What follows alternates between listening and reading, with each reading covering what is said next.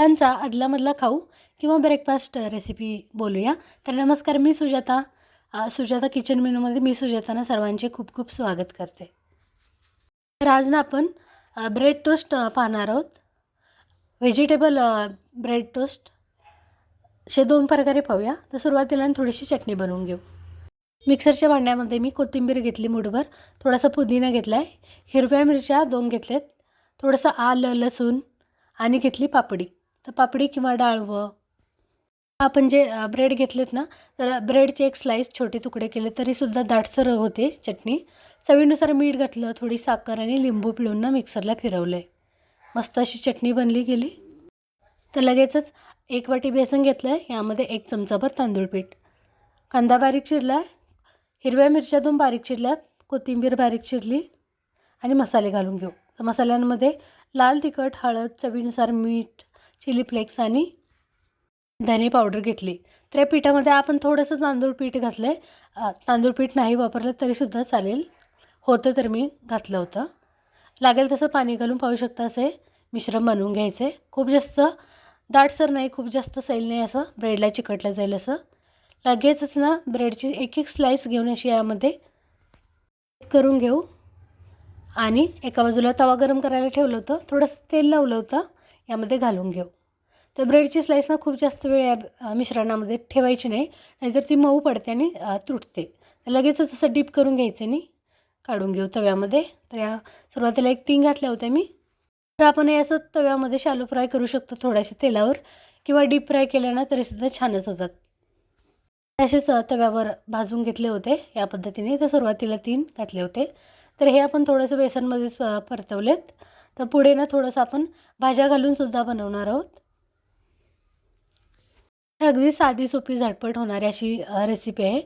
अगदीच ब्रेडचे आपण सँडविच वगैरे बनवायचे नसतील तर या पद्धतीने हे असे बेसन पिठामध्ये भाजलेले ना ब्रेड मुलांना नक्कीच आवडतात. तर एका बाजूने थोडे होऊ द्यायचे आणि परतवून घ्यायचे, किंवा घाई न करता एका बाजूने होऊ द्यायचे आणि परतवून घेतलेत. तर पाहू शकता अजिबात पीठ वगैरे चिकटलं नाही आहे आणि व्यवस्थित एका बाजूने भाजले होते.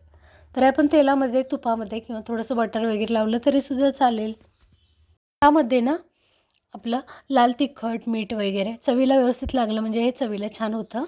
आणि मी थोडंसं बटर घातलं होतं आणि व्यवस्थित ना परतवून घेतले होते. तर बटरमुळे मस्त अशी चवसुद्धा येते याला. तर बटर, तेल, तूप जे असेल ते, किंवा नुसतंच अगदी आपण थोडंसं सुरुवातीला तेल लावलं आहे ना त्यामध्ये सुद्धा व्यवस्थित ते होऊन जातात. तर अगदीच घाई गडबडीमधला असा नाश्ता बोलूया, किंवा मुलांना अदलामधला छोटा खाऊसुद्धा बोलू शकतो. थोडंसं मी बटर घेतलं होतं आणि व्यवस्थित परतवून घेतलं यामध्ये पुन्हा 1 2 ते 3 मिनटं. हे आपण चटणीसोबत, सॉससोबत, किंवा अगदीच लहान मुलं असतील ना तर नुसतं असं हे जरी बनवून दिलं तरीसुद्धा मुलं खातात. सोबतच ना आपण थोडंसं भाज्या घालूनसुद्धा पाहूया. तर हे झालं होतं पाहू शकता आणि मी काढून घेतलं आहे. मस्त असे चटणीसोबत, सॉससोबत खाण्यासाठी तयार झाले. तर यामध्ये थोड्याशा भाज्या घालून बनवायला पाहूया. भाज्यांमध्ये गाजर किसून घेतला आहे मी, थोडीशी शिमला मिरची बारीक चिरली, टोमॅटो घेतले. आवडीनुसार भाज्या घेऊ शकतो आपण, त्यामध्ये घालू. तर भाज्या घातल्या होत्या तर थोडंसं पुन्हा मीठ घातलं, तिखट घातलं, थोडंसं बेसन आणि व्यवस्थित मिश्रण बनवून घेऊ. लागलं तर थोडंसं पाणी घालून घेऊ. तर व्यवस्थित ब्रेडला चिकटलं जाईल यासाठी.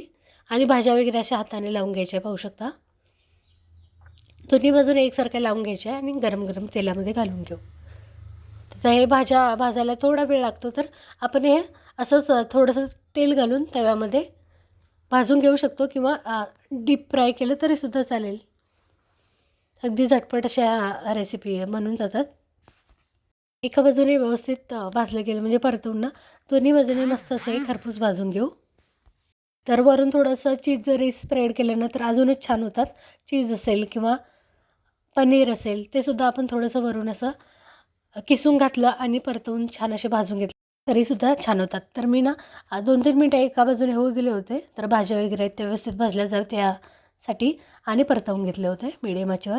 गॅस अगदीच फुल्ल ठेवला तर खाली लागू वगैरे नाही, यासाठी ना मीडियम आचेवर एका बाजूने झाले म्हणजे परतवून घेऊ. गरज वाटली तर थोडंसं तेल घातलं तरीसुद्धा चालेल, पण मी ना थोडंसं बटर लावलं होतं आणि व्यवस्थित छान असं हे खरपूस भाजून घेऊ. तर आता या ठिकाणी आपण जर बेसनची खूप जास्त लेअर मोठी लावली ना, तर हे भाजायला वेळ लागतो.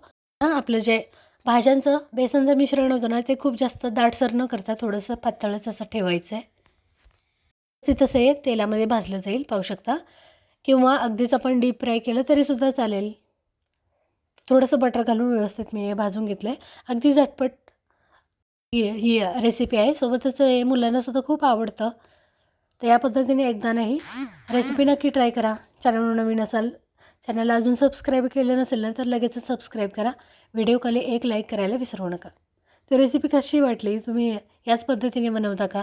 तुम्ही कोणत्या पद्धतीने बनवता ते सुद्धा मला कमेंटमध्ये नक्की सांगा. तर पुन्हा भेटूया मस्त अशा नवीन रेसिपीसोबत. तर हे ना आपण हे सॉससोबत, मेयोनेजसोबत किंवा असं ग्रीन चटणीसोबत सुद्धा खाऊ शकतो. तर या पद्धतीने रेसिपी नक्की ट्राय करा. तर पुन्हा भेटूया. धन्यवाद.